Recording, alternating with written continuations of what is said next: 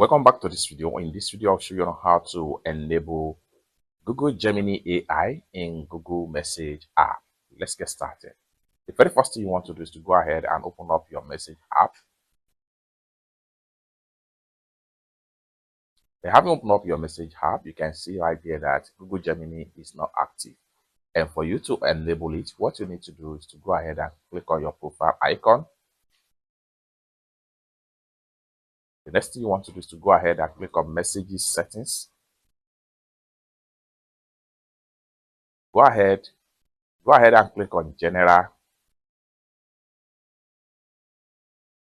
Then scroll down right here. Go ahead and click on Gemini in Messages. It's taking you right here. Go ahead and turn on this button right here. Chats with Gemini has been restored. We can easily go back to the message, continue to go back, and you have your Gemini AI app right here.